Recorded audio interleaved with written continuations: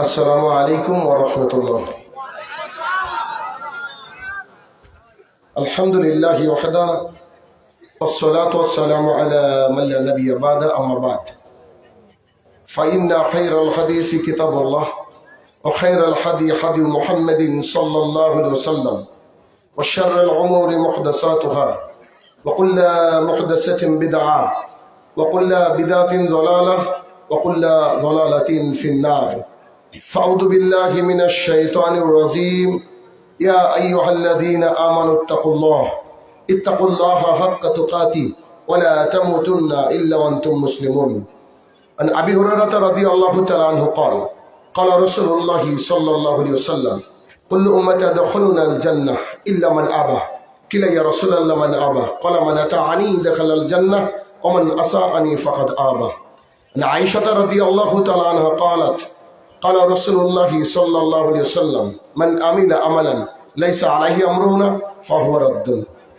সম্মানিত উপস্থিতি, সর্বপ্রথম আল্লাহ সুবহানাহু ওয়া তাআলার বারগাহে শুকরিয়া জ্ঞাপন করব যে আল্লাহ তাআলা ধৈর্য সহকারে সন্ধ্যা থেকে এই পর্যন্ত দ্বীনের জ্ঞান হাসিলের লক্ষ্যে আপনাকে আমাকে প্রেরণ করেছেন, যিনি বিচার দিবসের একক এবং একচ্ছত্র অধিপতি, যিনি হায়াত এবং মওতের মালিক, সে রব্বুল ইজ্জাতের বারগাহে শুকরিয়া জ্ঞাপনার্থে আমরা সবাই মিলে বলি আলহামদুলিল্লাহ। অতঃপর সমগ্র মানব জাতির শিক্ষক, সমগ্র মানব জাতির পথ প্রদর্শক মুহাম্মদুর রাসূলুল্লাহ সাল্লাল্লাহু আলাইহি সাল্লামের উপর শত কোটি সালাত ও সালাম বর্ষিত হোক, আমরা বলি আল্লাহুম্মা আমিন। আজ সাগরদিঘি অন্তর্গত অমৃতপুর অত্র মাহফিলে আমার বক্তৃতার বিষয় আমি নির্ধারণ করেছি, আর তা হলো রামাদান থেকে শিক্ষা। উক্ত বিষয়ে তথ্য এবং তত্ত্ববহল আপনার অন্তর পরিবর্তন হবে এমন আলোচনা করার চেষ্টা করব ইনশাআল্লাহুল আজিজ।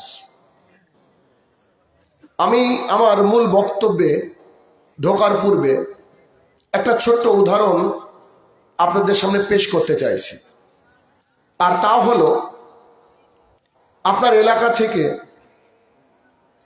খুব ট্যালেন্টেড একটা ছেলেকে ডাক্তারি ট্রেনিংয়ে পাঠালেন চেন্নাইয়ে অথবা মাদ্রাজে অথবা লন্ডনে।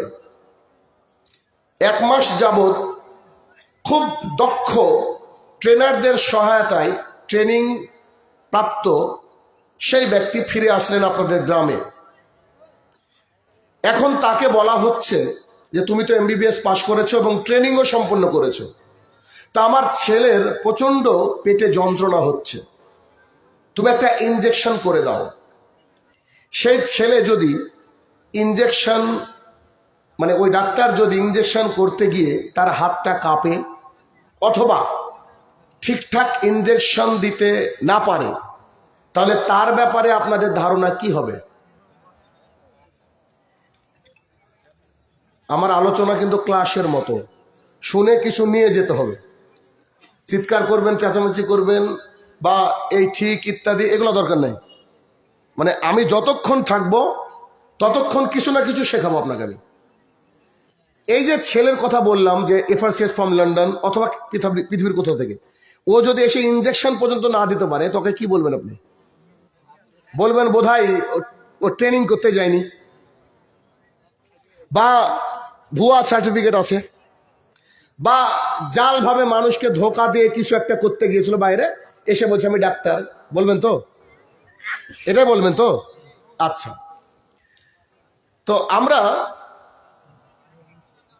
পৃথিবীর সর্বশ্রেষ্ঠ ট্রেনিংয়ের মাস হচ্ছে রামাদানুল মোবারক। এই রামাদান মাসে আমরা ট্রেনিং করেছি। পৃথিবীর কোনো ট্রেনিং এত শক্ত এত কঠিন নয়। কেমন? 5:34 ইফতার, 5:33 বাজছে। কেউ কি পানি পান করেছে? 33:30, 10 সেকেন্ড বাকি। 5 সেকেন্ড বাকি, ভোরবেলায় ঘুম থেকে জাগতে পারেনি, হঠাৎ ঘুম থেকে উঠে পানির বোতলটা নিয়ে খুলতেই আল্লাহু আকবার, না খেয়ে সিয়াম থেকে গিয়েছি, থাকিনি? কার ভয়ে? এর চেয়ে শক্ত ট্রেনিং পৃথিবীতে আর কোথাও থাকতে পারে? ওই 1 মাস আল্লাহ তাআলা যেভাবে বলেছি সেভাবে চলেছি,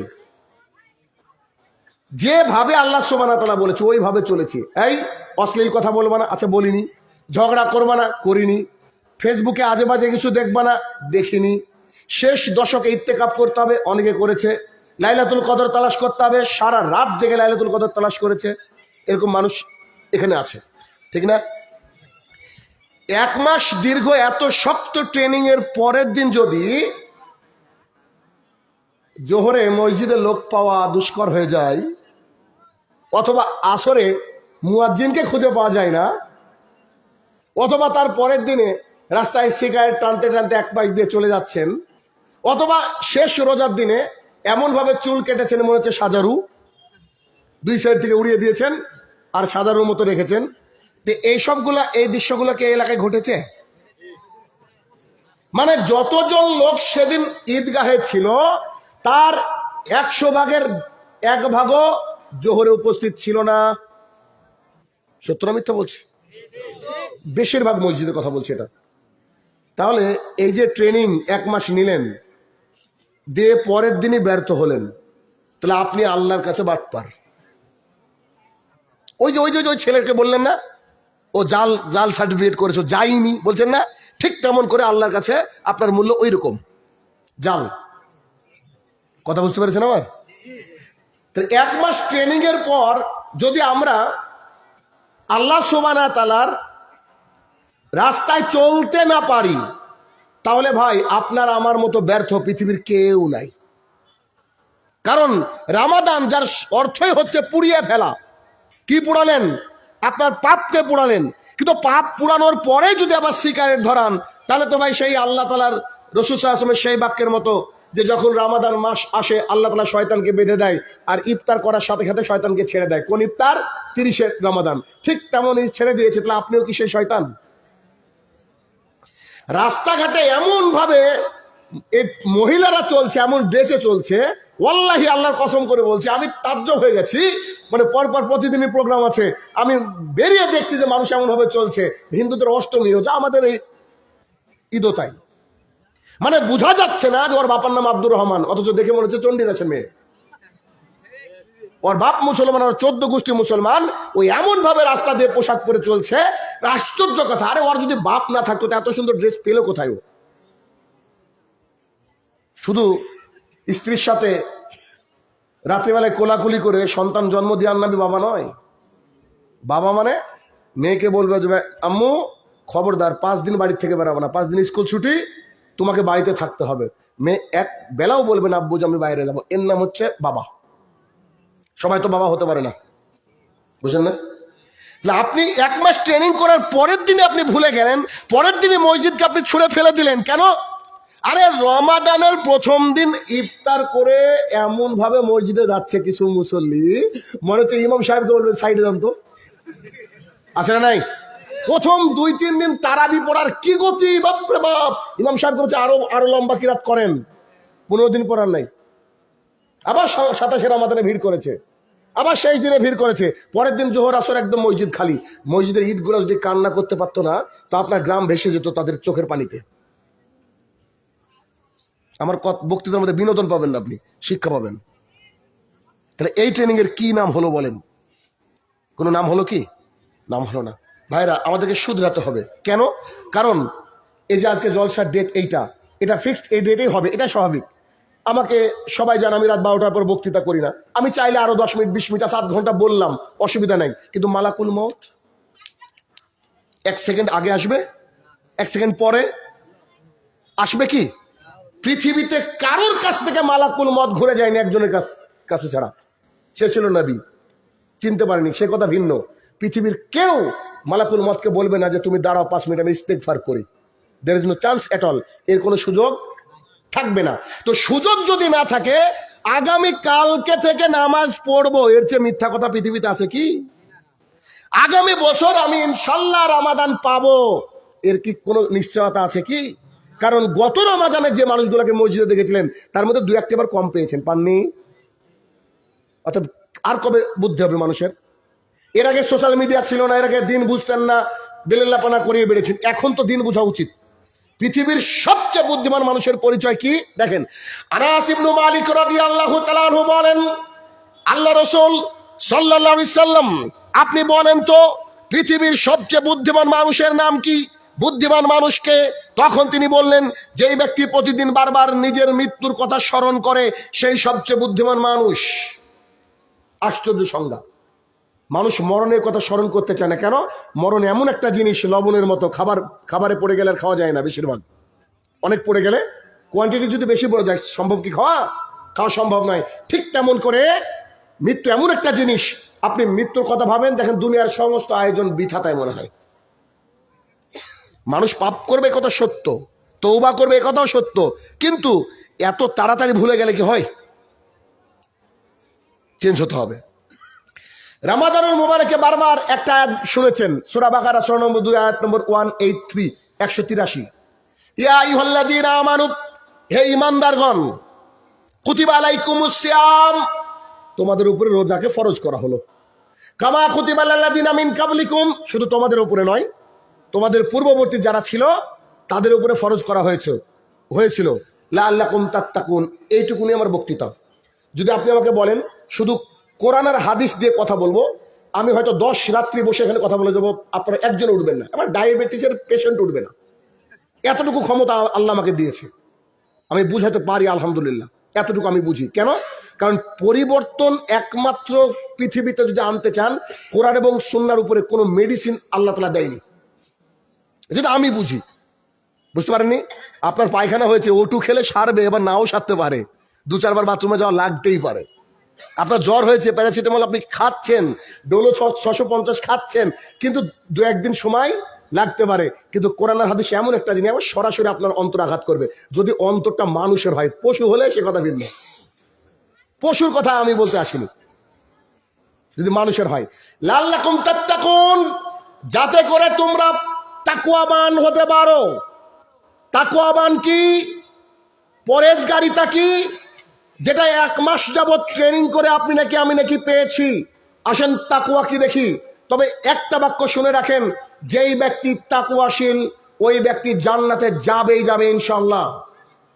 তাকওয়া এমন একটা জিনিস, সবকিছু বাদ দিয়ে পৃথিবীর খালি তাকওয়া অর্জন করেন, আপনি জান্নাতে যাবেন ইনশাআল্লাহ। আমি আপনাকে গ্যারান্টি দিচ্ছি। কি দিয়ে?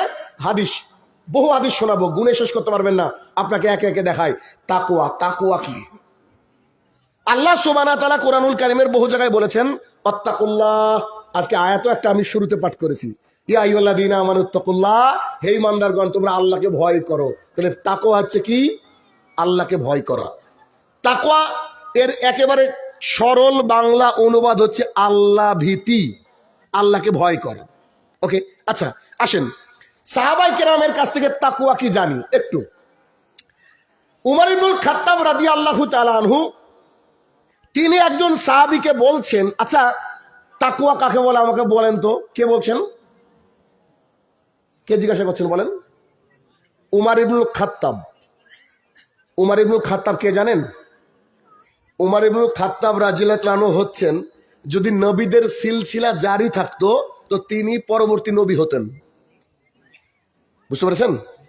উমর ইবনুল খাত্তাব রাদিয়াল্লাহু আনহু ওই ব্যক্তি যার ফয়সালা আল্লাহ সুবহানাহু ওয়া তাআলা মুহাম্মদ সাল্লাল্লাহু আলাইহি ওয়াসাল্লামকেও শুনিয়েছেন। উমর ইবনুল খাত্তাব রাদিয়াল্লাহু আনহু সেই ব্যক্তি যিনি এই রাস্তা দিয়ে চললে এই রাস্তায় শয়তান থাকতো না। উমর ইবনুল খাত্তাব রাদিয়াল্লাহু আনহু সেই ব্যক্তি যিনি ইসলাম গ্রহণ করে জামিল ইবনু মামারকে গিয়ে সরাসরি বলছে, এই শোনো, আমি দিন ইসলাম গ্রহণ করেছি, যাও তুমি যাকে পারবা বলো, কি করতে পারবা করো আমার। তো তার সাথে ঝামেলা লেগেছে সকাল 8টা 10টায়, আর লোকজন সরেছে প্রায় 12টা 1টার সময়। এতক্ষণ লড়াই করে বলছে, যদি 300 থেকে 350 লোক থাকতাম না মক্কায়, তোদেরকে সাইজ করতাম। আবার মেরেছে। এর নাম হচ্ছে উমর ইবনুল খাত্তাব রাদিয়াল্লাহু আনহু। উমর ইবনুল খাত্তাব রাদিয়াল্লাহু আনহু কে? যিনি মুহাম্মদ সাল্লাল্লাহু আলাইহি ওয়াসাল্লামের সাথে এখনো শুয়ে আছেন। পৃথিবীর সবচেয়ে দামি ব্যক্তিদের মধ্যে অন্যতম, যার নাম হচ্ছে উমর ইবনুল খাত্তাব রাদিয়াল্লাহু আনহু। তিনি নাকি এক সাহাবীকে জিজ্ঞাসা করছেন, কি দিয়ে বোঝাবো আপনাকে? একজন ব্যক্তি আমাকে জিজ্ঞাসা করছেন, আচ্ছা সূরা ফাতিহা ছাড়া কি নামাজ হবে না? আমি বললাম জি না, সূরা ফাতিহা ছাড়া নামাজ হবে না। ওই লোক ঘুরে বলছে, তোর বাবার বিয়ে আমি পড়িয়েছি। বুঝেননি বোধহয়? আমাকে বলছে তুই আমার হাঁটুর বয়সের ছেলে। বুঝেননি? মানে কত বড় আলেমও, আমি ওর অল্প বয়স, এজন্য আমি আর কিছু বুঝি না। উমর ইবনে খাত্তাব রাদিয়াল্লাহু আনহু ওই জামানার সর্বশ্রেষ্ঠ জ্ঞানী মানুষ, যখনকার কথা আমি বলছি। তখন তিনি উবাই ইবনে কাব রাদিয়াল্লাহু তাআলা আনহুকে বলছেন, আচ্ছা তাকওয়া কি? এবার আপনার সন্দেহ হতে পারে, একটু ডাউটটা ক্লিয়ার করে দিই। উবাই ইবনে কাব কে জানেন? একজন সাহাবী, এতটুকু তো জানেন। উবাই ইবনে কাব রাদিয়াল্লাহু তাআলা একজন সাহাবী। কোন সাহাবী জানেন? একটু দেখেন। উবাই ইবনে কাব রাদিয়াল্লাহু তাআলা আনহু হচ্ছে মুহাম্মদ সাল্লাল্লাহু আলাইহি ওয়াসাল্লামের কাছ থেকে ওহী নিয়ে যারা সরাসরি মুখস্থ করে ফেলতো তাদের মধ্যে এক নম্বরে, টপ অফ দ্য লিস্টে। প্রধান কারি ছিলেন, প্রধান হাফেজ ছিলেন। সবচেয়ে বড় তার পরিচয় কি জানেন? রাসূল সাল্লাল্লাহু আলাইহি সাল্লাম বলছে, উবাই ইবনে কাব, যে আল্লাহ রাসূল সাল্লাল্লাহু আলাইহি সাল্লাম বলেন, আমাকে আমার প্রতিপালক আল্লাহ সুবহানাহু ওয়া তাআলা বলেছেন, হে মুহাম্মদ সাল্লাল্লাহু আলাইহি সাল্লাম, তুমি উবাই ইবনে কাবের কাছ থেকে কোরআন শুনবা। আশ্চর্য কথা। উবাই ইবনে কাব রাদিয়াল্লাহু তাআলা আনহু বলছেন, কি বললেন, কি বললেন, আবার বলেন। তখন তিনি বলেন, আল্লাহ সুবহানাহু ওয়া তাআলা বলেছেন, হে মুহাম্মদ সাল্লাল্লাহু আলাইহি সাল্লাম, আপনি উবাই ইবনে কাবের কাছ থেকে কোরআন শুনবেন, কোরআন শুনবেন। তিনি কোরআন পাঠ করবেন আর আপনি শুনবেন। উবাই ইবনে কাব রাদিয়াল্লাহু আনহু বলছেন, আল্লাহ রাসূল সাল্লাল্লাহু আলাইহি সাল্লাম বলেন কি, আল্লাহ সুবহানাহু ওয়া তাআলা আমার নাম নিয়েছে। আমার চোখেও পানি চলে গেছে, আমার গায়ের লোমও দাঁড়িয়ে গেছে। আমি জানি না আপনাকে বোঝাতে পারছি কিনা। আল্লাহ তাআলা কি জাত্তার নাম নেবে? কোন সাহাবীর নাম আল্লাহ নিয়েছে? উবাই ইবনে কাব রাদিয়াল্লাহু আনহুর নাম নিয়েছেন কে বলেন তো? আল্লাহ সুবহানাহু ওয়া তাআলা। তখন উবাই ইবনে কাব রাদিয়াল্লাহু আনহু এই বাক্য শোনার পরে কি যে কাঁদতে শুরু করলেন, না আনন্দের কান্না। আল্লাহ আমার নাম নিয়েছে, সুবহানাল্লাহ বিহামদি। মানে আল্লাহ তাআলা বলেছে যে হে মুহাম্মদ সাল্লাল্লাহু আলাইহি ওয়াসাল্লাম, আরে নবী মুহাম্মদ সাল্লাল্লাহু আলাইহি ওয়াসাল্লাম মানে পৃথিবীর সর্বশ্রেষ্ঠ মানুষ, নবীদেরও সর্দার, নবীদেরও ইমাম, তিনি নাকি তিনাকে নাকি আমার কাছ থেকে কোরআন শুনতে বলেছে। এর চেয়ে বড় পাওয়া, এর চেয়ে বড় পুরস্কার কিছু থাকতে পারে? তিনি কাঁদতে শুরু করলেন। এবার বুঝতে পেরেছেন ওমর ইবনে খাত্তাব রাদিয়াল্লাহু আনহু কাকে প্রশ্ন করেছেন? জ্ঞানীরাই জ্ঞানীদের কদর বুঝে, বুঝেন না? জ্ঞানীরাই জ্ঞানীদের কদর বুঝে। তো উমর ইবনে খাত্তাব রাদিয়াল্লাহু আনহু বলছেন, উবাই ইবনে কাব, জি আমিরুল মুমিনিন বলেন। বলছে তাকওয়া কি একটু বুঝিয়ে দেন না আমাকে, তাকওয়ার সংজ্ঞাটা বলেন না। তখন তিনি যে তাকওয়ার সংজ্ঞা বলেছেন, সুবহানাল্লাহ বিহামদি, আমার কাছে আমি অনেকের তাকওয়ার সংজ্ঞা জানি। আলী ইবনে আবি তালিব রাদিয়াল্লাহু আনহু বলেছেন, আব্দুল্লাহ ইবনে মাসউদ রাদিয়াল্লাহু আনহু বলেছেন, অতগুলো লম্বা করব না, কিন্তু ইনারটা আমার এত ভালো লেগেছে, এত ভালো লেগেছে। দেখেন উনার উদাহরণটা, তাকওয়াটা কি। তিনি বলছেন, উমর জি বলেন, আপনি কখনো কাঁটাযুক্ত জমির মধ্য দিয়ে চলেছেন? সাস অ্যাজ একটা আলের উপর দিয়ে চলছেন, এদিকে কাঁটা দেওয়া, এদিকে কাঁটা দেওয়া, এমন চলেননি? বা ধানের জমির সাইড দিয়ে গেলে ও পাটা কেটে যাইতো। তো বলছে আপনি কি কোনো কাঁটাযুক্ত জমির মধ্য দিয়ে চলেছেন, রাস্তা দিয়ে? তো উমর ইবনে খাত্তাব রাদিয়াল্লাহু আনহু বলছে, জি জি জি চলেছি। তো কেমন করে চলেছেন? তো বলছে আমার জুব্বাটাকে, লুঙ্গিটাকে গুটিয়ে একবার আটো সাটো জড়ো সড়ো হয়ে চলেছি। তখন উবাই ইবনে কাব রাদিয়াল্লাহু আনহু বলছেন, নামই তাকওয়া। বুঝতে পারেননি? ঈদের দিন সবাই বাইরে গিয়ে সিগারেট খাচ্ছে, আমি খেতে পারবো না, ওটা হচ্ছে কাটা, এটার নাম হচ্ছে তাকওয়া। ঈদের আগের দিন সবাই দাড়ি চেষে চলে গেছে, আমি যে চাষতে পারিনি, এটার নাম হচ্ছে তাকওয়া, এটার নাম হচ্ছে আল্লাহ ভীতি। সবাই ওড়নাবিহীন বা ওড়না নিয়ে ডিজাইন করে রাস্তা যে চলছে। আমার আব্বার নাম আব্দুর রহমান, আমার আব্বার নাম আব্দুর রহমান, আমার ভাই 5 ওয়াক্ত সালাত আদায় করে, আমার আব্বা আম্মা 5 ওয়াক্ত সালাত আদায় করে, আমরা আহলুল হাদিস, আমরা রাস্তা দিয়ে চলতে পারি না, আমার মন বলছে চলতে, কিন্তু ওই যে কাটা, এটার নাম হচ্ছে তাকওয়া। চারিদিকে হারাম আর হারাম, লক্ষ কোটি টাকার অফার আসছে চারিদিকে, কিন্তু আমি ভিক্ষা করে খাবো, আমি কলা বিক্রি করে খাবো, আমি রাস্তায় টোটো চালিয়ে খাবো, তবু আমি ওই হারামের দিকে যাচ্ছি না, এটার নাম হচ্ছে তাকওয়া। মানে দুনিয়ার সাথে তাল মিলিয়ে চললে হবে না, একেবারে চারিদিকে কাটা, ওই কাটা থেকে নিজেকে জড়ো সড়ো করে আটকে চলার নাম কি? তাকওয়া। বুঝতে পেরেছেন তাকওয়া কি? কথা বুঝাতে পেরেছি কি? এর নাম হচ্ছে তাকওয়া, এর নাম হচ্ছে তাকওয়া। তাহলে এই তাকওয়া মানে হচ্ছে আল্লাহ ভীতি, এটা আমাদের অন্তরে থাকে। এটারও হাদিস আছে, পরে বলছি। আর তাকওয়া কোথায় থাকে? অন্তরে থাকে, এটা কিন্তু বাহ্যিক ভাবে দেখা যায় না। এই জন্য যেই ব্যক্তি তাকওয়াবান, সেই ব্যক্তি জান্নাতে যাবেই যাবে। একটা হাদিস বলে পরবর্তী হাদিসের দিকে আপনাকে নিয়ে যাব। আগে কনফার্মেশন নিয়ে নেন যে ইউ উইল এন্টার দ্য জান্নাহ, আপনি অবশ্যই জান্নাতে যাবেন যদি আপনি তাকওয়াশীল বা তাকওয়াবান হতে পারেন। হাদিস এরকম। আবু হুরায়রা রাদিয়াল্লাহু তাআলা আনহু বলেন, রাসূল সাল্লাল্লাহু আলাইহি সাল্লাম বলেছেন, যেই ব্যক্তি আল্লাহ তাআলার ভয়ে কাঁদে, যেই ব্যক্তি আল্লাহ তাআলার ভয়ে কাঁদে, সেই ব্যক্তিকে জাহান্নামে ঢোকানো অত কষ্টকর, ঠিক যেমন করে দুনিয়ার বুকে গরুর বাট থেকে বা ওলান থেকে দুধ বের করে তার মধ্যে ঢোকানো কষ্টকর। এর নাম মুহাম্মদ সাল্লাল্লাহু আলাইহি ওয়াসাল্লাম। উদাহরণ দেখেছেন? আরে সুবহানাল্লাহ। কি বলছেন? আচ্ছা, গাভীর বাট বা ওলান কি বলেন আপনারা? ওলান বলেন, দুটোই বলেন। আচ্ছা ওকে, গাভীর ওলান থেকে দুধ টেনে বের করতে দেখেছেন না? আচ্ছা বলেন তো, দুধ টেনে বের করে আবার ঢুকানো যায়? কেউ পারবে পৃথিবীর? এবার হাদিসটা বুঝেন। রাসূল সাল্লাল্লাহু আলাইহি ওয়াসাল্লাম বলছে ওই লোককে জাহান্নামে ঢুকানো অত কষ্টকর। কোন লোককে? যেই লোক আল্লাহ সুবহানাহু ওয়া তাআলার ভয়ে গোপনে হোক প্রকাশ্যে হোক কোথাও কেঁদেছে। তো ওই যে কাঁদলো, চোখের পানি পড়লো, এই চোখের পানি বেরিয়ে গেল, এই ব্যক্তি জাহান্নামে যাবে না, সোজা কথা। ঠিক যেমন করে গরুর বাট থেকে দুধ বের করে ঢোকানো যায় না, এই ব্যক্তিকে জাহান্নামে ঢোকানো যাবে না। তো জাহান্নামে যদি ঢোকানো না যায়, যাবে কোথায়? জান্নাত। তাহলে জান্নাত কিসের বিনিময়ে হলো? তাকওয়া, আল্লাহ ভীতি। আল্লাহকে ভয় করলে কি পাওয়া যায় বলেন? জান্নাত পাওয়া যায়। আল্লাহকে ভয় করতে হবে। রাজি আছেন না? এখন রাজি আছেন? ব্যাটারি চার্জ কাল সকাল পর্যন্ত, তারপরে আবার আপনার গতিতে আপনি চলবেন, বুঝলেন না? যাই হোক, চেষ্টা করতে হবে ভাইয়ের আমার। কখন যে মালাকুল মত চলেবে কেউ আমরা জানি না। ওকে, ইরবাদ বিন সারিয়া রাদিয়াল্লাহু তাআলা আনহু বলেন, আমরা ফজরের সালাত আদায় করার পর রাসূল, তুমি তাকে মেনে নিও। শোনো, আমি মারা যাওয়ার কিছুদিনের মধ্যে অনেক ইখতিলাফ দেখতে পাবা। কেউ বলবে নাভির উপরে, কেউ বলবে নাভির পরে নিচে, কেউ বলবে যে আমিন জোরে, কেউ বলবে আমিন আস্তে। এই অনেক ইখতিলাফ দেখতে পাবা। তখন তোমরা আমার খুলেফায়ে রাশিদিনের সুন্নাতকে বিন্নুয়াজেস মারির দাঁত দিয়ে আটকে ধরে রাখবা। শুনে রাখো, তোমরা পথভ্রষ্ট হবে না যদি তোমরা খুলাফায়ে রাশিদিনের সুন্নাতকে কি করো? মারির দাঁত দিয়ে চেপে ধরো। কেন? সামনের দাঁত দিয়ে ধরলে দাঁত ভেঙে চলে যেতে পারে, কিন্তু মারির দাঁত হলে শক্ত, ভাঙবে না। অতএব মারির দাঁত দিয়ে সুন্নতকে চেপে ধরে রাখতে হবে। এ কথা বললেন। এরপরে বললেন, কুল্লু বিদাতিন দালালা কুল্লু দালালাতিন ফিন্নার। প্রত্যেকটা বিদাতি হচ্ছে গুমরাহি, আর প্রত্যেকটা গুমরাহি হচ্ছে জাহান্নামে যাওয়ার রাস্তা। এ হচ্ছে হাদিস। অত্র হাদিস থেকে আমরা শুরুতে কি পেলাম? যখন উপদেশ চাইলেন সাহাবায়ে কেরাম রাসূল সাল্লাল্লাহু আলাইহি ওয়াসাল্লামের কাছে, তখন তিনি প্রথম কথা কি বললেন? আল্লাহকে ভয় করো। তোমার মধ্যে কি আনো? তাকওয়া। তাকওয়া। আবু হুরায়রা রাদিয়াল্লাহু তাআলা আনহু বলেন, রাসূল সাল্লাল্লাহু আলাইহি সাল্লাম বলেছেন, একে তাকওয়ার কথা বললাম।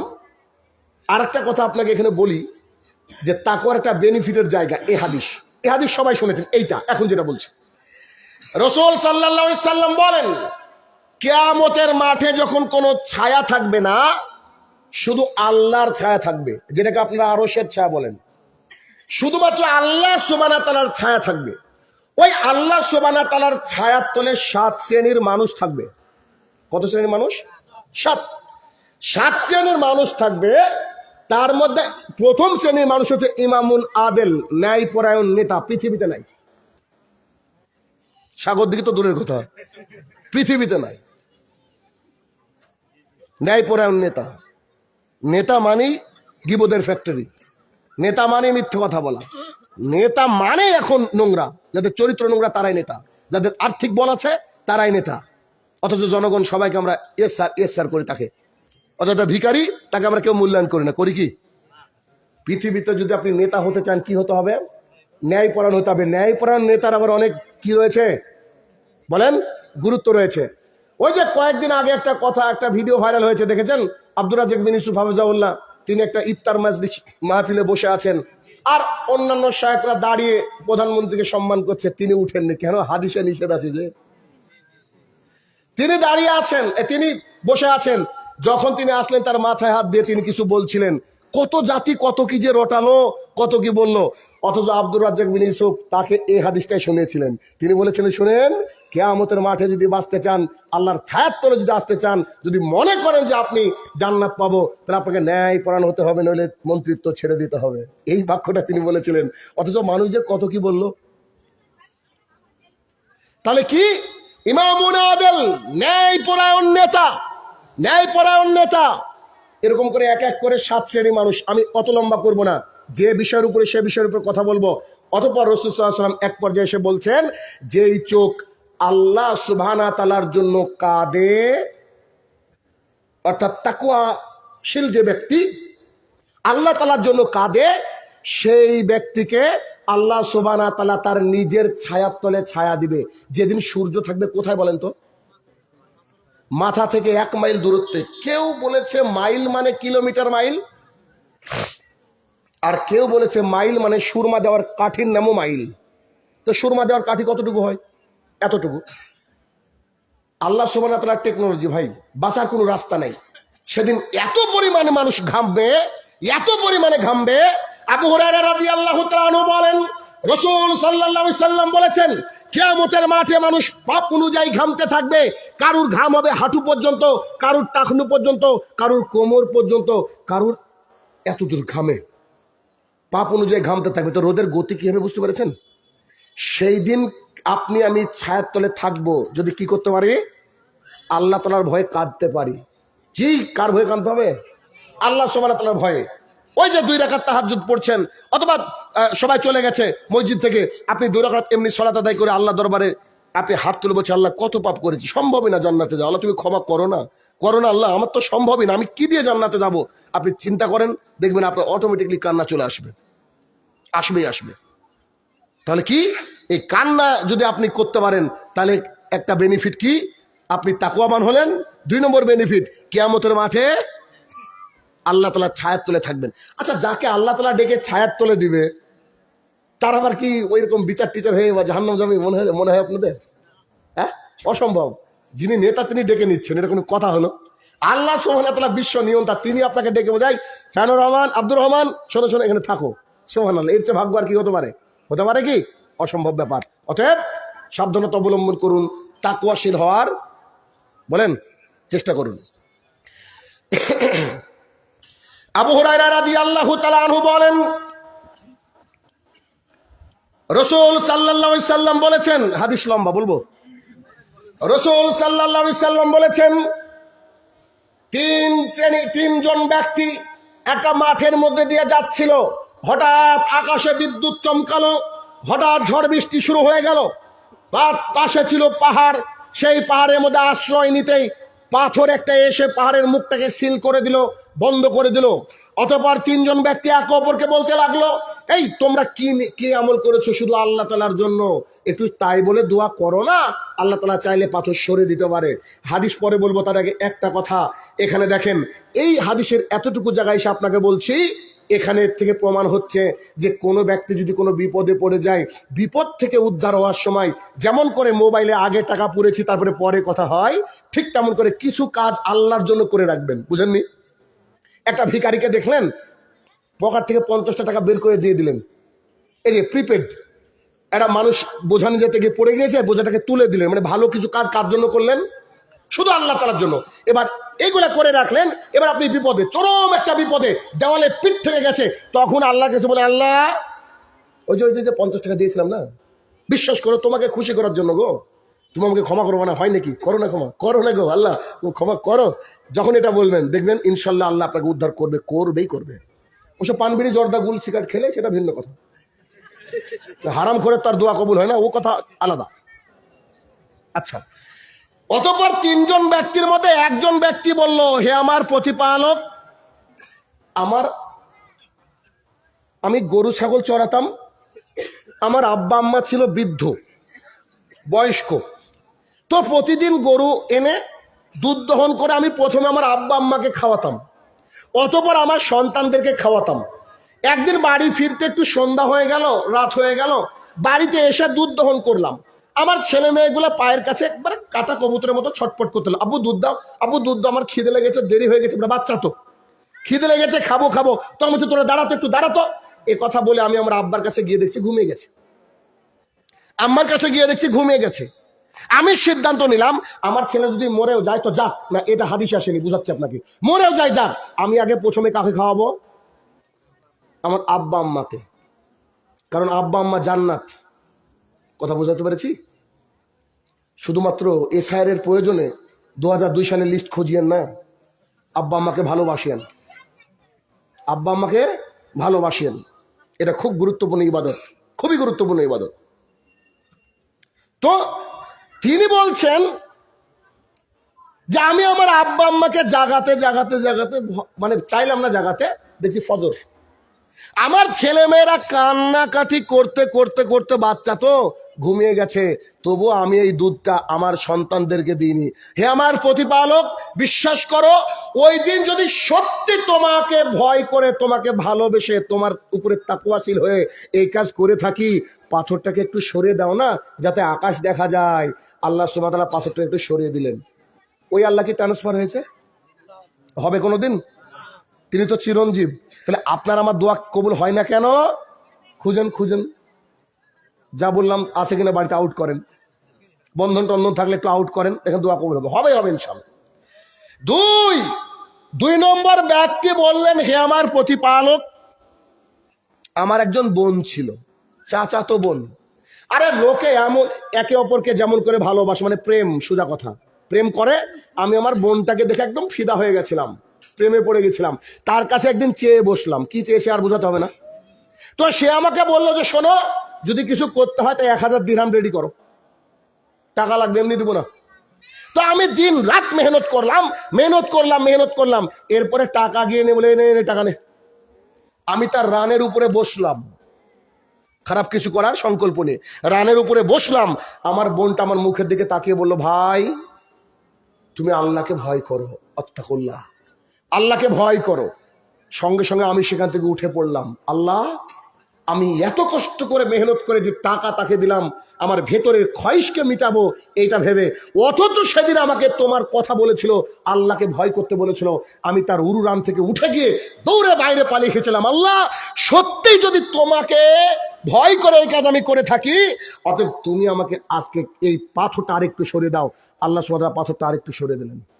সুবহানাল্লাহ বাড়ি গিয়ে বলেন। কথা বুঝতে পারছি? তিন নম্বর ব্যক্তি বললেন, হে আমার প্রতিপালক, আমি আমার বাড়িতে একজন লোক লাগিয়েছিলাম, কাজের লোক। কি বলেন আপনারা?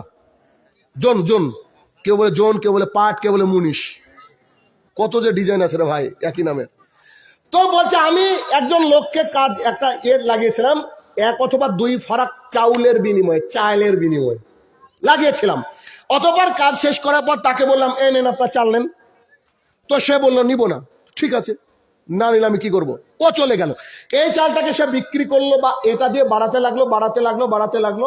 এই চাল দিয়ে অনেক বছর হয়ে গেল, বাড়িয়ে তার কয়েকটা রাখাল হয়ে গেল, বেশ অনেকগুলা গরু হয়ে গেল, ছাগল হয়ে গেল, মুরগি, অনেক সম্পদ হলো আর কি, প্রচুর সম্পদ হলো। অনেক দিন পর সেই ব্যক্তি ফিরে এসে বলছে, কই আমার পাওনা দেন। আচ্ছা, পাওনাটা কি একটু আছে না বড় হয়েছে? বড় হয়েছে। কই আমার পাওনা দেন। তখন বলছে এই যে এগুলো সব আপনার পাওনা। বুঝে আপনি কি আর কি করছেন? বুঝে বিশ্বাস করেন ওই চাল থেকে আমি এতটা সম্পদ করেছি, অথবা আপনি সব নিয়ে যান। তখন ও বলছে আচ্ছা ঠিক আছে, আমি নিয়ে গেলাম। আল্লাহ এত কষ্ট করে, এত মেহনত করে, মানে চাল যাই হোক না কেন, মেহনত আমার, এত কষ্ট করে শুধুমাত্র তোমাকে ভয় করো তো আমি তাকে সমস্ত সম্পদ দিয়েছিলাম, কষ্ট পাইনি। যদি আমি আমার কথার উপরে সত্যায়ন করি, হে আমার প্রতিপালক, তুমি আমাদেরকে এই গুহার মুখটাকে সাফ করে দাও, যাতে করে আমরা বাইরে বেরোতে পারি। আল্লাহ সুবহানাহু ওয়া তাআলা গুহার মুখটাকে সাফ করে দিলেন। তাহলে এই 3টে অংশের মূলে কি পেলেন? তাকওয়া যদি পৃথিবীতে থাকতো, সিসিটিভির ক্যামেরার আবিষ্কারই হতো না। বুঝেননি? সিসিটিভি লাগতো কি? তাকওয়া হলে সিসিটিভি নাই। তবে পাপ করবো এ কথা সত্য, ক্ষমাও চাইবো এ কথা সত্য, কিন্তু পাপ করার পরে অনুশোচনা হওয়া জরুরি। আরে করে ফেললাম, আল্লাহ তুমি ক্ষমা করো না। যতবার পাপ করবেন অতবার ক্ষমা চাইবেন। অসুবিধা? আল্লাহর ক্ষমা করতে অসুবিধা আছে কি? অসুবিধা নাই। আল্লাহর কাছে যতবার ক্ষমা চাইবেন, আল্লাহ গফুরুর রহিম, তিনি ক্ষমা করতে ভালোবাসেন এবং খুশি হন। তিনি খুশিও হন। অতএব আল্লাহর কাছ থেকে কি নিতে হবে বলেন? সবসময় কি করতে হবে? ক্ষমা নিতে হবে। দিন রাত আপনাকে মেহনত করে আল্লাহকে বলতে হবে, আল্লাহ তুমি আমাকে ক্ষমা করে দাও, তুমি ক্ষমাশীল। ওই যে আপনাকে শেখানো দোয়া, আম্মা জান আয়েশা রাদিয়াল্লাহু তাআলা আনহা বলছেন, আল্লাহ রাসূল সাল্লাল্লাহু আলাইহি সাল্লাম, আমি যদি লাইলাতুল কদরের রাত পেয়ে যাই কি পড়বো? তো বলছে, আল্লাহুম্মা ইন্নাকা আফুন তুহিব্বুল আফওয়া ফাফু আননি। আল্লাহ তুমি ক্ষমাশীল, তুমি ক্ষমা করতে ভালোবাসো, অতএব তুমি ক্ষমা করো। এই দোয়াটা নিয়ে বিশ্লেষণ করছিলাম আর আমি ভাবছিলাম, আচ্ছা লাইলাতুল কদর মানে হচ্ছে এক রাতের ইবাদত সমান সমান 83 বছর 4 মাস ইবাদত করে যত নেকি, এক রাত্রিতে তত নেকি। এখানে একজন লোকের বয়স 80 নাই, ঠিক না? বোধ হয় নাই। অথচ এক রাত্রি জাগলে কত নেকি? 83 বছর 4 মাস ইবাদত করে যত নেকি, এক রাত্রে কি বলেন তত নেকি। এবার একটু দেখেন, এই যে নেকি আপনি আমি পেলাম, সেই রাত্রিবেলায় আমি ভাবছিলাম এমন দোয়া তো শেখানো দরকার ছিল। কি এরকম মনে হয় না? আল্লাহ আমার সম্পদ দাও, আল্লাহ আমার বিবি বাচ্চা একটা বারাকা দাও, অনেক কিছু থাকতো কি থাকতো না? কিন্তু শুধু একটা দোয়া শিখালো। তখন আমি হিসাব করে দেখলাম কিছু দরকার নাই, কিয়ামতের মাঠে কোনো টাকা যাবে না, কারণ কাফনের কোনো পকেট হয় না। আজকে যে টাকাটা ইনকাম করছেন এটা নিয়ে কবর আমরা যেতে পারবো না। কিন্তু যদি আমরা আল্লাহর কাছে একবার ক্ষমা পেয়ে যাই, ফৌজুল আদিম, সে হচ্ছে সবচেয়ে বড় কিছু। বুঝতে পারেন না? জান্নাত পাওয়া মানে আর কিছু লাগবে কি? আর কিছু লাগবে না। এই জন্য কি ওই দোয়া আমাদেরকে শেখানো হয়েছে। এই জন্য আল্লাহ সুবহানাহু ওয়া তাআলা গফুরুর রাহিম, আপনি আমি সব সময় কি করব? আল্লাহ তাআলার কাছে বলেন ক্ষমা চাইতে থাকবো। তো এটা যদি তাকওয়াশীল না হন, ক্ষমা চাওয়া আসবে কি? হাজার অপরাধ করবেন, কিন্তু ওই অপরাধ থেকে আপনার আমার কোনো কাজে আসবে কি? আসবে না। যদি আল্লাহকে আমরা প্রকৃত অর্থে ভয় করি, সেদিন হয়তো বা আমাদের এটা কাজে লাগবে, আমাদের এটা কাজে লাগবে। তাহলে কি হলো? আমাদেরকে কি হতে হবে? তাকওয়াশীল হতে হবে। তাকওয়াশীলের বেনিফিট কি বলেছি বলেন তো? কি বললাম? জান্নাত। তাকওয়াশীলের বেনিফিট জান্নাত। আসেন, মুআয ইবনে জাবাল রাদিয়াল্লাহু তাআলা আনহু বলেন, রাসূল সাল্লাল্লাহু আলাইহি সাল্লাম আমাকে ইয়ামিনে পাঠাচ্ছিলেন, আমি সওয়ারির উপরে ছিলাম, তিনি নিচে ছিলেন। তিনি আমাকে নসিহত করতে করতে আসলেন। ঠিক এমতো অবস্থায় তিনি আমাকে বললেন, মুআয। আমি বললাম, জি আল্লাহ রাসূল সাল্লাল্লাহু আলাইহি সাল্লাম বলেন, সম্ভবত সামনে বছর তোমার সাথে আমার আর দেখা হবে না। কত বড় কঠিন বাক্য এটা! কি বলছে? সম্ভবত সামনে বছর তোমার সাথে আমার দেখা হবে না, তুমি আমার মসজিদুল নবমী আর আমার কবরের পাশ দিয়ে যাবা। মসজিদুল নবমী আর কবরের পাশ দিয়ে যাবা, মানে মুহাম্মদ সাল্লাল্লাহু আলাইহি ওয়াসাল্লাম আর পৃথিবীতে থাকবেন না। মুআয ইবনে জাবাল রাদিয়াল্লাহু তাআলা আনহু কাঁদতে শুরু করলেন। আপনি বলেন কি, একথা সহ্য নিবে কি কোনো সাহাবীর, যে আপনাকে দেখতে পাবো না পরের বার আসলে? এটা কেমন কথা? তো তিনি কাঁদতে শুরু করলেন। এরপরে তাকে কোনো রকমের একটু সামলে নিয়ে মুহাম্মদ সাল্লাল্লাহু আলাইহি ওয়াসাল্লাম বললেন, শোনো আমি তোমাকে একটা কথা বলি, এক, তুমি আল্লাহ সুবহানাহু ওয়া তাআলাকে ভয় করো। শুনে রাখো, যে ব্যক্তি আল্লাহ তাআলাকে ভয় করে, সে এখানকার হোক বা কে হোক, এটা আমার দেখার দরকার নেই, সে আমার কাছের মানুষ। সুবহানাল্লাহ। মানে মক্কার মানুষ, মদিনার মানুষ, দ্যাট ডাজন্ট ম্যাটার। আল্লাহ রাসূল সাল্লাল্লাহু আলাইহি ওয়াসাল্লামের কাছের মানুষকে, যে ব্যক্তির মধ্যে আল্লাহ বলেন আল্লাহ ভীতি রয়েছে, আল্লাহ ভীতি রয়েছে। আম্মা জান আয়েশা রাদিয়াল্লাহু তাআলা আনহা বলেন, আমরা একবার মুহাম্মদ সাল্লাল্লাহু আলাইহি সাল্লামের সমস্ত স্ত্রীগণ আমার ঘরে বসা ছিলাম। কার ঘর? আম্মা জান আয়েশা রাদিয়াল্লাহু তাআলার ঘর। ক্লান্ত হয়ে গেছেন? আমি তো যা করছি বোনাস, টাইমের উপরে না। আমার তো টাইম নাই। দেখেন কত কত বাজছে, স্পষ্ট দেখতে পাচ্ছেন। যাই হোক, তো বক্তা এসেছে কি? নিয়ে এসে ব্যবস্থা করেন। আর কিছু প্রশ্ন ছিল, যদি ওগুলো থাকে তো আমি দিয়ে এসে বলি। হ্যাঁ, আচ্ছা ঠিক আছে। আমার ছাত্র। জি জি জি জি, আধ ঘন্টা হবে না। আচ্ছা আমি করার চেষ্টা করি। যাই, তো আসলে উনি আমার ছাত্র। আমি ছাত্রদেরকে লেনদেন করা শুরু করেছি গত বছর থেকে। কেন জানেন? আমি পড়াই, অনলাইনে পড়াই। আলহামদুলিল্লাহ, আল্লাহ রহমত, ওটা পৃথিবীর 6 থেকে 7টা দেশের লোক আমার কাছে পড়ে, শেখাই। এবছরের এপ্রিলের 15 তারিখে ক্লাস শুরু, প্রচুর ভর্তি হচ্ছে। চাইলে আপনারা ভর্তি হতে পারেন। আমার কাছে ভর্তি হলে বেনিফিট কি বলেন তো? সবচেয়ে বড় বেনিফিট, 50 দিন ক্লাস করলে অটোমেটিকলি 40টা হাদিস মুখস্থ, হিন্দু হলো মুখস্থ, কিছু করার নাই। আমার কাছে প্রথমে আমি শুরু করি প্রথম ক্লাসে কি জানেন, প্রথম ক্লাসে ABCD শিখাই, আর লাস্ট ক্লাসে গিয়ে যখন বক্তৃতা করে, আমার একটা ছাত্র এসেছিল এখানে, আছে কিনা জানি না, আসগার আলী, আমাকে কটা গিফটও দিয়ে গেল। ও আমার স্টুডেন্ট, ক্লাস 5-এর স্টুডেন্ট, আর এবার 7 শুরু হচ্ছে, আর আপনি 6-এ, তাই না ভাই? ও 6-এ, স্পোকেন 6-এর স্টুডেন্ট ছিল, তো এবার 7 শুরু হচ্ছে। তো কি বলতে গেলাম ভুলে গেলাম। ও হ্যাঁ, ওই আমার ছাত্র ছিল, স্পোকেন ইংলিশ আমি করাই। তো শেষ ক্লাসটা কি করে জানেন, যখন ইংরেজি শিখে গেল, তবে তো ইংরেজি বলতে পারবে ও, তখন ইংরেজি বলা শেখাই কি দিয়ে, আমি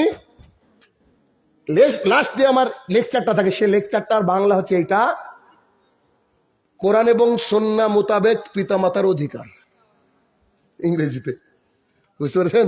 কোরআন এবং সুন্নাহ অনুযায়ী পিতামাতার অধিকার। এই যে পিতামাতার অধিকার, এটা আমি শেখাই।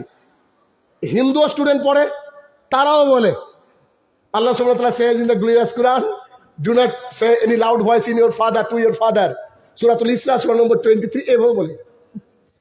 কিছু করার নাই ভাই, তোমার পড়তে হলে পড়ো, নাহলে শুভেন্দু অধিকারের কাছে যাও, আমার দরকার নেই।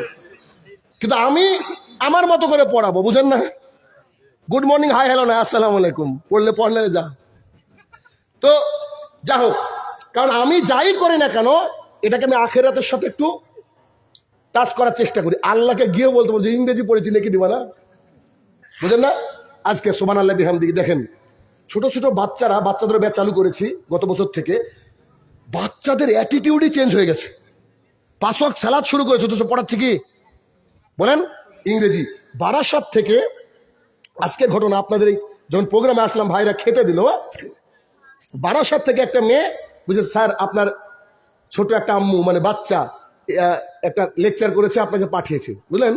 তা আমি তার কি শুনে অবাক হয়ে গেলাম, একটু আপনাদেরকে এক সেকেন্ড।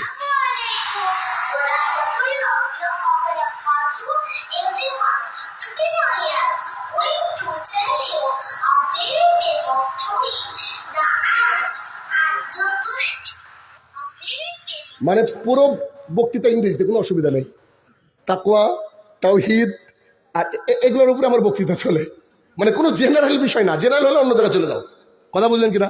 তো এটা চাই কি, আখিরাতের সাথে একটু লিঙ্কেজ করতে, মানে আমি আল্লাহকে বলতে পারবো যে তুমি যে পেশাটা দিয়েছিলা, এই পেশায় অন্তত পক্ষে কি তোমার কাজ করেছি। ধরেন কেউ ডাক্তার, তিনি গেলেন, তিনার চেম্বারে আপনি গেলেন, আপনি তাবিজ আছেন, উনি তাবিজটা ছিঁড়ে ফেলে ওষুধ দিলেন, উনি একটা কাজ করলেন না?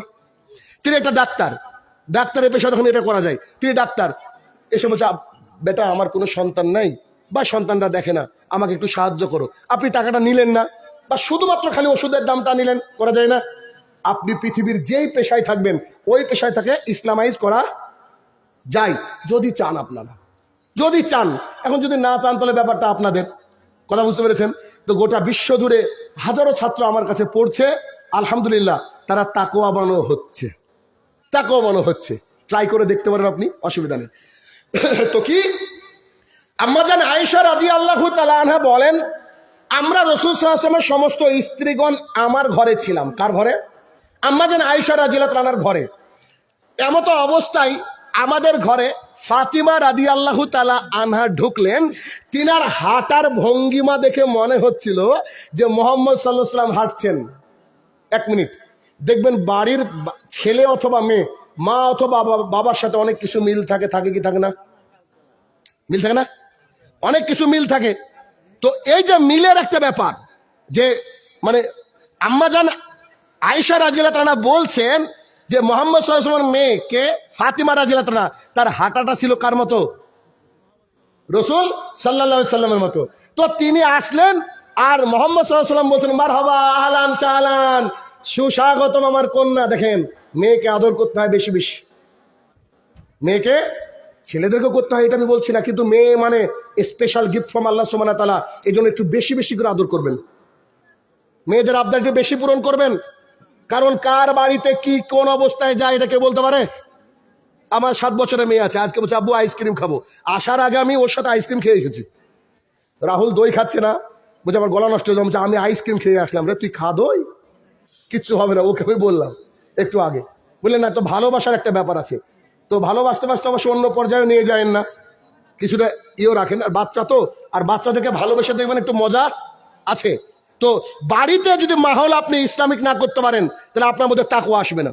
এই যে এত ছেলে মেয়েরা ঘুরতে যাচ্ছে, বেলেল্লাপনা করছে, আমার ছেলে মেয়ে আলহামদুলিল্লাহ 12 বছরের ছেলে আর 7 বছরের মেয়ে কোনো সময় বাড়ির বাইরে যেটুকু খেলার এতটুকু খেলছে। আমাকে বলছে, আব্বু দেখো ওরা গান বাজাচ্ছে, ওরা হারাম কাজ করছে না। এতটুকু বুঝে গেছে। কেন? ওই যে বাড়ির মাহলটা ওই রকম। তবে এবার আবার একটু কড়া ফতোয়া দিয়েছে আমার মেয়ে। কড়া ফতোয়া মানে একটু মজা করছি, ছেলে আছে, ছেলে কোনো কথা বলে না, একটু চাপা। তো আমি বলছি, আচ্ছা এবারে ঈদে তাহলে কি রান্না করবা? জাস্ট মজা করছি।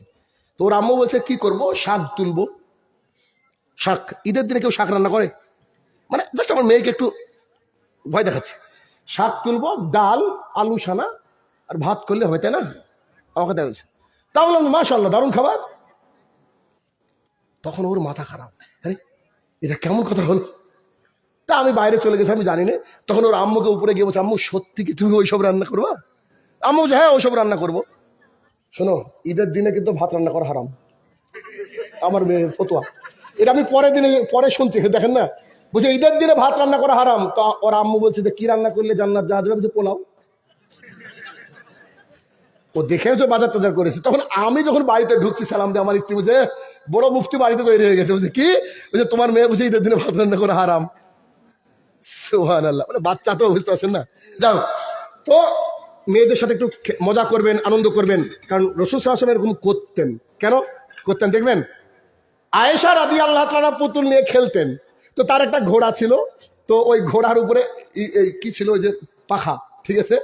তো আম্মা জান আয়েশা রাদিয়াল্লাহু তাআলার পুতুলগুলাকে রাসূল সাল্লাল্লাহু আলাইহি ওয়াসাল্লাম কোনায় দেখতে পাবে যে, কি গো তোমার ঘোড়া আবার উঠতেও পারে নাকি? এই যে একটা মজা, ঠিক আছে, উঠতেও পারে নাকি। তো আম্মা জান আয়েশা রাদিয়াল্লাহু তাআলার সাথে দৌড় প্রতিযোগিতা লাগাতেন রাসূল সাল্লাল্লাহু আলাইহি ওয়াসাল্লাম। অতএব ভাইরা আমার, মেয়েদেরকে একটু আদরই করতে হয়। সে আপনি পরের মেয়ে নিয়ে এসে আদর করেন অথবা নিজের মেয়েকে আদর করেন, এটা জরুরি। তো তিনি বলছেন, তিনাকে মুহাম্মদ সাল্লাল্লাহু আলাইহি ওয়াসাল্লাম ডান পাশে অথবা বাম পাশে বসালো। আমরা হাদিসটা এভাবে বলতে পারি না যে ডান পাশে বসালো, কারণ হাদিসে আসছে কি ডান অথবা বাম, হয়তো তিনি ভুলে গেছেন, বাকি আল্লাহ জানে। অতঃপর তিনি রাসূল সাল্লাল্লাহু আলাইহি ওয়াসাল্লামের কানের কাছে, মুখের কাছে কানটা দিলেন আর কাঁদতে শুরু করলেন। একটু পরে তিনি আবার মুখটা দিলেন, কানটা দিলেন, আবার হাসতে শুরু করলেন।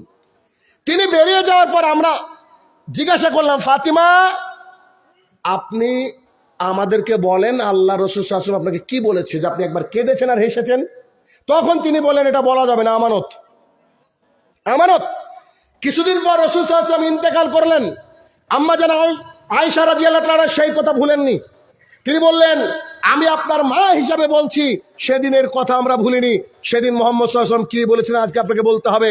তিনি বলেন, আজকে বলতে আমার কোনো বাধা নাই। তো বলছে যে কি বলেছিলেন? তো তখন তিনি বলছেন যে আমি যখন আমার কানটা আব্বার মুখের কাছে দিলাম, তখন তিনি আমাকে বলছে, আম্মা জান প্রত্যেকবার রমজান মাসে জিবরাইল আমার কাছে একবার আসে, এবার আমার কাছে 2 বার এসেছে।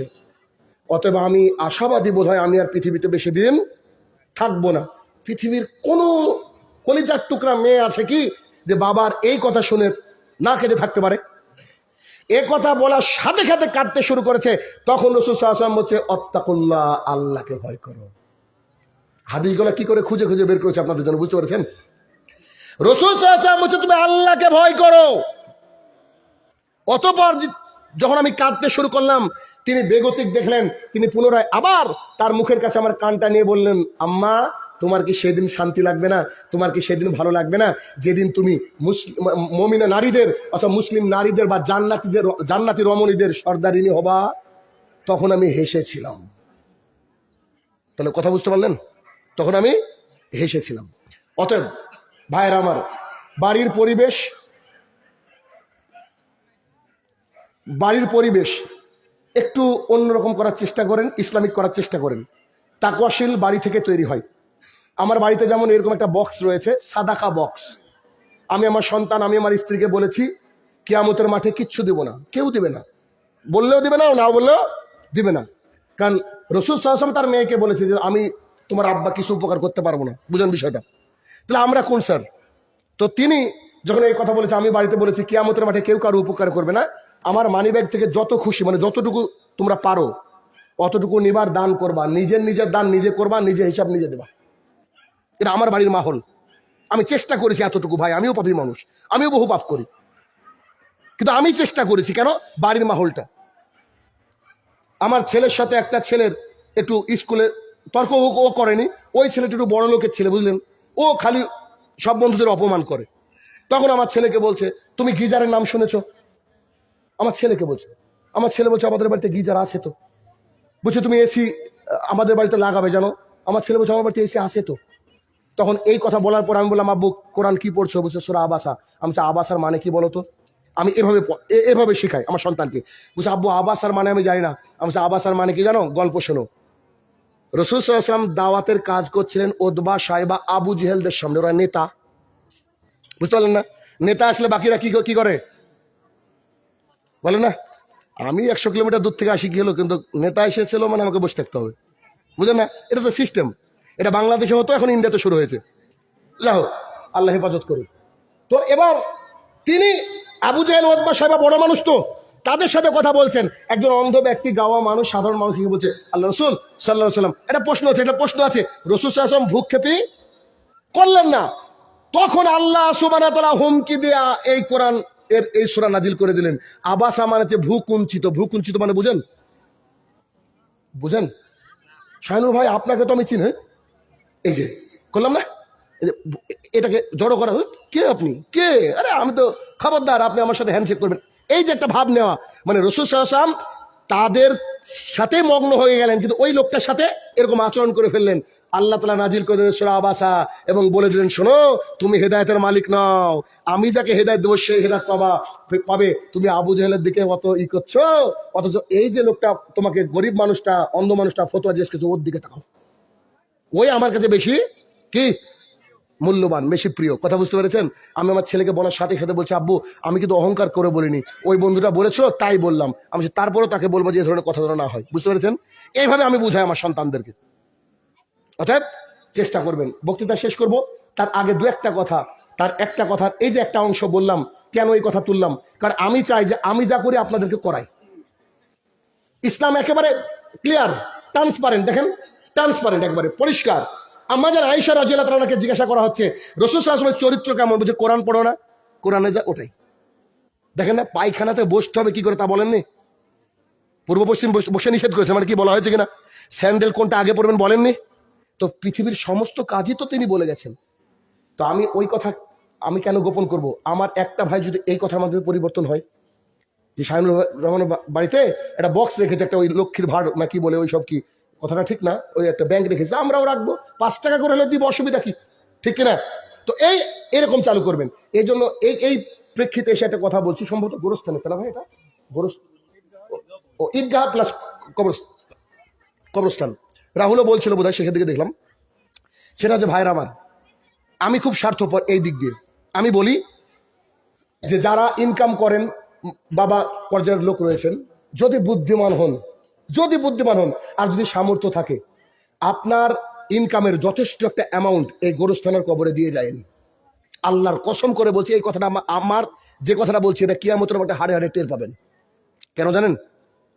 ইবনে তাইমিয়া রাহমাতুল্লাহ বলছেন, আল্লাহ তাআলার কাছে এমনও মানুষ যাবে যে 70 বছর বেঁচে ছিল, কিন্তু তার বয়স হচ্ছে 10। কেন জানেন? ওই 10 বছর আল্লাহর ইবাদত করেছিল।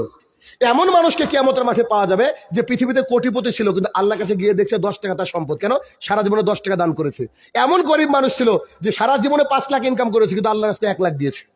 ওই হচ্ছে কোটিপতি আল্লাহর রাস্তায়। কথা বুঝতে পেরেছেন? অতএব আপনি যেটা দিয়ে যাবেন সেটা কার জন্য? আপনার নিজের জন্য, না আল্লাহর জন্য না, আপনার নিজের জন্য। আর যেটা রেখে যাবেন ওটা কার জন্য জানেন?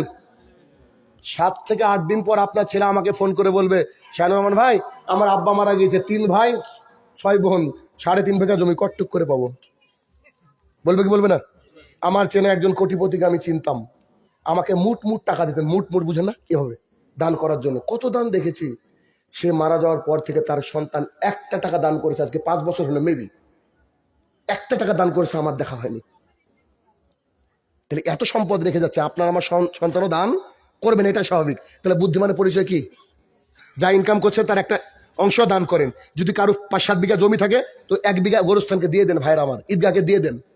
আপনি বুঝতে পারছেন না কি যে হবে কিয়ামতের মাঠে, কি যে হবে। মানুষ হাত কামড়াবে, হায় আফসোস। কেন? একটা ছোট্ট, অনেক লম্বা হাদিসের ছোট্ট একটা অংশ। আনাস ইবনে মালিক রাদিয়াল্লাহু তাআলা আনহু বলেন, রাসূল সাল্লাল্লাহু আলাইহি সাল্লাম বলেছেন, কিয়ামতের মাঠে সর্বনিম্ন শাস্তি দেওয়া হবে এক জোড়া স্যান্ডেল। ফিতাটা হচ্ছে জাহান্নামের আগুনের। ফিতাটা যুক্ত স্যান্ডেলটা পরার সাথে সাথে মগজ টকবক করে ফুটে পড়বে। এই ব্যক্তিকে কিয়ামতের মাঠে জিজ্ঞাসা করা হবে, সর্বনিম্ন, কিন্তু কি বলেছি, সর্বনিম্ন।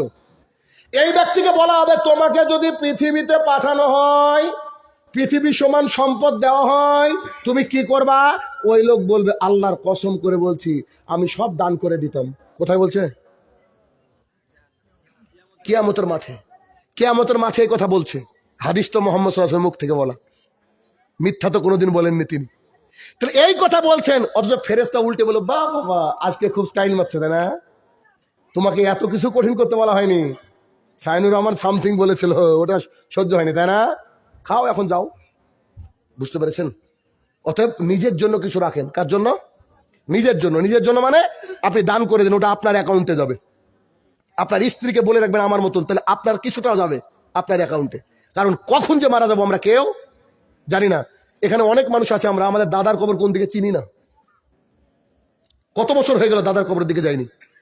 কবর যত পুরনো, জিয়ারত তত পুরনো। আর হয় না, আর মনে পড়ে না। কত মানুষ ছিল পাড়ায়, আর মনে পড়ে না, ঠিক না? অতএব কেউ মনে রাখবে না ভাই, কেউ কাউকে মনে রাখে না, কেউ কাউকে মনে রাখে না। এই জন্য দান করবেন কবর গোরস্থানের জন্য। অন্তত পক্ষে সারা জীবনে যত ঈদগাহে নামাজ হবে আর কবরে মানুষ রাখবে, এই সাদকা জারিয়া সারা জীবন আপনার কবরের মধ্যে ঢুকতে থাকবে। আর আপনাকে যখন ফেরেশতা হাতুড়ি মারতে আসবে, আপনার দান গিয়ে বলবে, ধরো ধরো ধরো ধরো ধরো, অমৃত পরে দান করেছিলেন, খেয়াল নাই, ঘুরো ঘুরো, ও ঘুরে চলে যাবে। দান এমন একটা ইবাদত, দান এমন একটা ইবাদত, এর উপরে আর কি ইবাদত নেবেন? যাই হোক, আমি শেষের দিকে আসছি। একটা প্রশ্ন আছে বোধহয়, যে আরো কিছু প্রশ্ন ছিল বোধহয় কে তুলে নিয়েছে, তাই না? যাক, তাড়াতাড়ি শেষ করতে হবে। অনেক ব্যক্তি বলে যে যারা জেনারেল শিক্ষিত তাদের বক্তব্য শোনা যাবে না, কারণ তাদের আরবি ব্যাকরণ শুদ্ধ না এবং ব্যাকরণ জানে না। এটা কতটা যৌক্তিক? এগুলো হচ্ছে হিংসার ফল। এগুলো কার ফল? আচ্ছা, বাল্লিগু আন্নি ওয়ালাউ আয়া, এটার মানে কি বলেন? একটা আয়াত জানলে তোমরা মানুষকে বলো। মালিক ইয়াউমিদ্দিন, এটা কে জানেন না? এইটা নিয়ে দাওয়াত দিতে পারবেন না? আল্লাহ বিচার দিবসের মালিক, ভাই বিড়িটা নিও না, বলতে পারবেন না? আচ্ছা, আল্লাহ তাআলা কোরআনের মধ্যে 82 বার বলছে আকিমিস সালাহ, তোমরা নামাজ কায়েম করো, সালাত কায়েম করো। সালাত আপনি শিখে নিন, জানেন না? নামাজ ফার্সি শব্দ জানেন? আপনি আসার সময় একজন ব্যক্তিকে বলছে চলেন নামাজ পড়ে আসি, অপরাধ? অপরাধ? আসলে কিছু মানুষের হিংসার কারণে মানে তাদের ফিল্ড নষ্ট হয়ে যাচ্ছে, তারা মনে করে। এই কারণে তারা এই কথা বলে। আপনাদেরকে বলি যেটা আমি বুঝি, এই জমিটা আগাছায় পরিপূর্ণ। ধরেন মাওলানা সাহেব আর মাওলানা সাহেব, এই চারজন, এরা নিরাত ছিল। আমি ওই রাস্তা দিয়ে আসছিলাম, আমার জমি ওই দিকে, হাতে একটা নিড়ানি। ইনারা আমাকে বলছেন চলেন একটু কাজ করি। আমি যদি ইচ্ছায় কাজ করে দিই, ইনারা খুশি হবেন না বেজার হবে? তো পৃথিবীটা আগাছায় ভরা, যত দায়ী আসবে দিনের তত উন্নত হবে কি হবে না? এবার ওই দায়ীদেরকে গাইড করবে কারা? আলেম সমাজ। কিন্তু আলেম সমাজরা যদি তাদের বিরোধিতা করে, কিচ্ছু করার নেই। গোটা পশ্চিমবঙ্গের বুকে এই প্রথম আমরা, আলহামদুলিল্লাহ, আমার সংকলনে একটা বই সিরাতুর রাসূল সাল্লাল্লাহু আলাইহি ওয়াসাল্লাম, আপনাদের এখান থেকে পরীক্ষা দিতে যাবে 26শে মার্চ, আমাদের ওখানে পরীক্ষা। গোটা পশ্চিমবঙ্গ থেকে 700-র উপরে ক্যান্ডিডেট যাবে, এই ছেলেটাও যাবে এও পরীক্ষাতে। আমরা নিজের পকেটের টাকা খরচ করে 15,000, 12,000, 10,000 টাকা রেখেছি, আর 10,000, 12,000 কি 12, 10 আর 8,000 রেখেছি। 100, 200 জনকে সান্ত্বনা পুরস্কার। একটা কলেজ বুক করেছি, আমরা পরীক্ষা নিচ্ছি। কেন জানেন? আমাদের উদ্দেশ্য হচ্ছে আমরা সবাইকে সিরাতুর রাসূল সাল্লাল্লাহু আলাইহি সাল্লাম পড়াবো। কথা বুঝতে পেরেছেন? টাকার লোভ দেখালে তো মানুষ পড়বে, অন্তত পক্ষে পড়ুক, ওই কারণে হলেও পড়ুক। তো 700 ছেলে মেয়ে পরীক্ষা দেবে, বড় বড়, ছোট থেকে বড় পর্যন্ত, 40 বছর পর্যন্ত। এটা কেন করলাম? আমরা করেছি। তা আমরা করছি কেন করছি বলেন তো? কারণ মানুষ যেন বেশি করে কোরআন এবং বলেন সুন্নাহ জানে। আমি দুই ব্যক্তির খালি কথা বলবো। দুই ব্যক্তি আল্লাহ তাআলার জমিনে আমি মনে করি নক্ষত্র। তার 1 নম্বর নক্ষত্র হচ্ছে আব্দুল্লাহ সালাফি হাফিজাহুল্লাহ। চিনেন তো বোধহয় আপনারা? আপনারা না চিনলেন কারা চিনবে? আসাদুল্লাহ গালিব মানে হাফিজাহুল্লাহ, তার কাছে গিয়ে সালাম দিতেই বলছে আব্দুল্লাহ সালাফি কেমন আছে। আপনি বুঝতে পেরেছেন?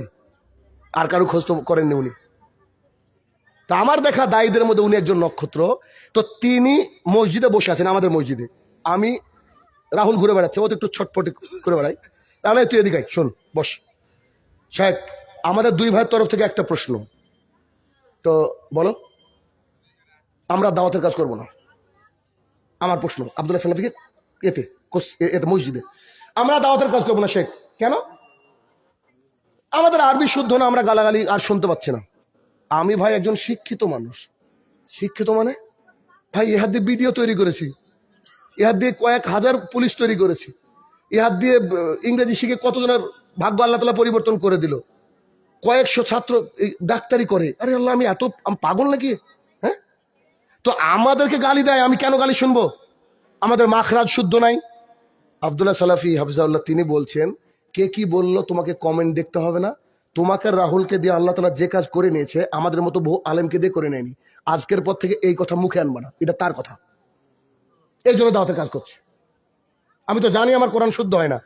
আপনি MA পাস BA পাস আনেন, এখানে আনেন, গোটা সাগর দিকে থেকে 5 জন ছেলে বের করেন যে ইংরেজি শুদ্ধ বলবে, আনেন। কারণ আমি তো ফোনেটিক্স পড়ি, তো পড়েনি। আমার কাছে যখন আমি ইংরেজি পড়াই, তো অনেক আরবি ছাত্র বলে, স্যার ইংরেজির তো মাখরাজ আছে, আমি জানি না। জানেন ইংরেজি মাখরাজ আছে? মাখরাজ নাই, মানুষের কলম নাই গো।